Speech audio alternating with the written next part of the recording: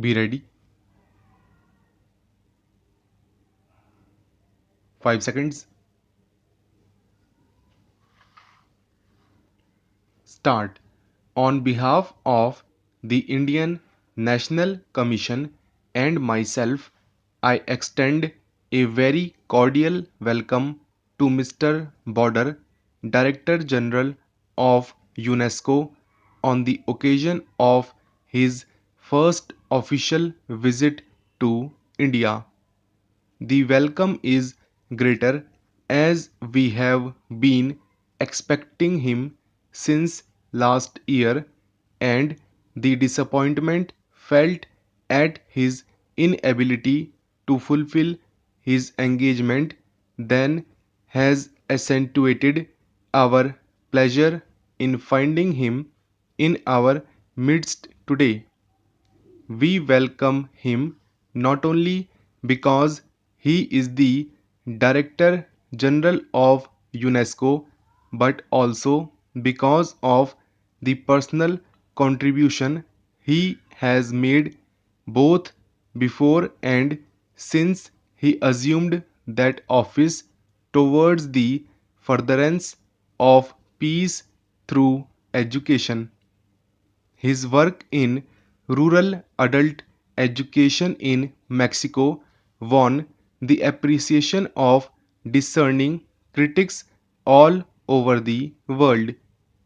Ever since he assumed office as Director General, he has given a new impetus to the program of fundamental education and the service of underdeveloped areas.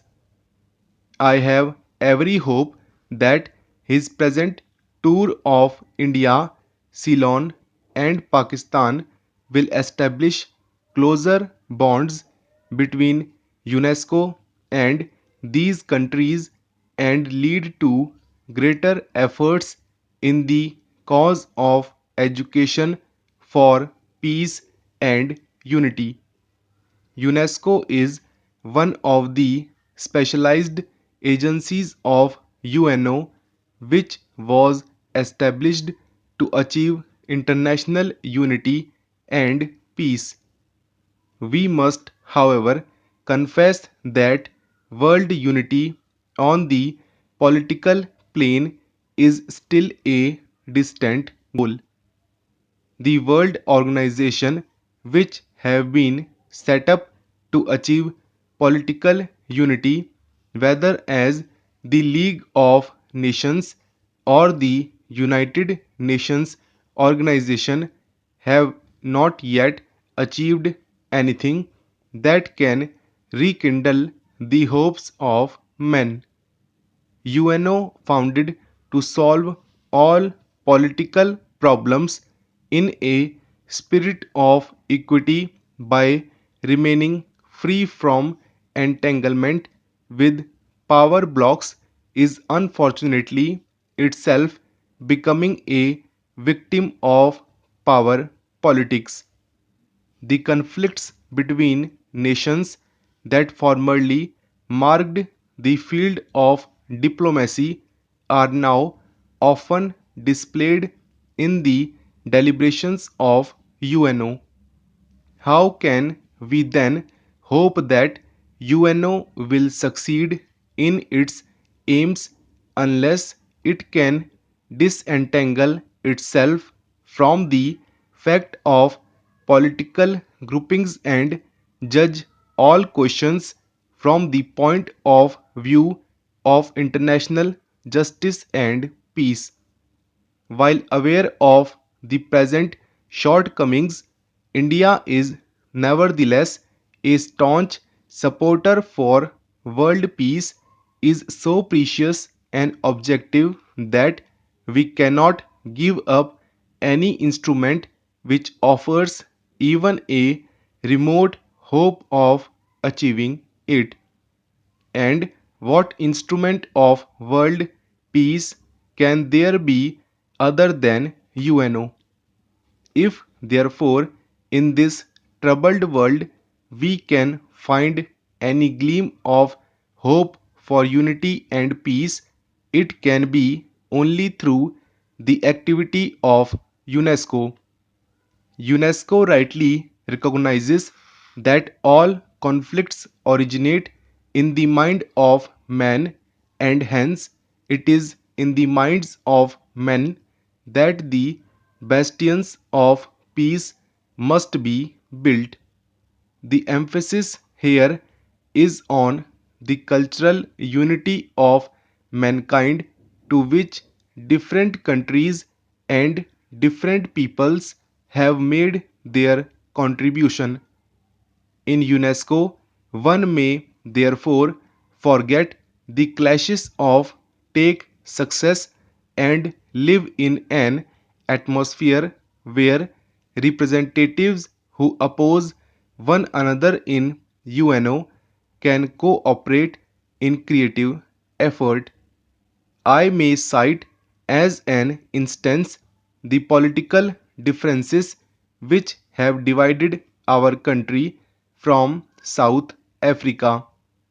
India has rightly sought the help of UNO to remove discrimination and racial inequality that prevail in South Africa, but in UNESCO we find that the representatives of South Africa cooperate with the representatives of India in advancing the cause of education, science and culture.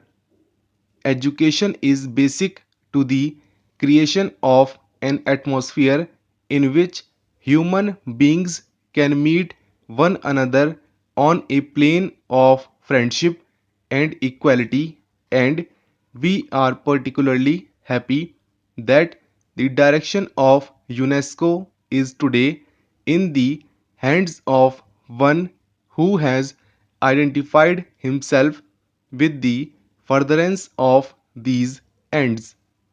Mr. Director General, you will perhaps agree with me that men and women of the present generation have been brought up in an atmosphere of such national exclusiveness that they cannot be expected to achieve world unity and world citizenship easily. They have been trained to think on lines which make it difficult to transcend the limitations of race, class, or nationality. If therefore we are to achieve world unity, and all agree that without such unity the future of man is dark, all our efforts must be concentrated to educate the future generations for world citizenship.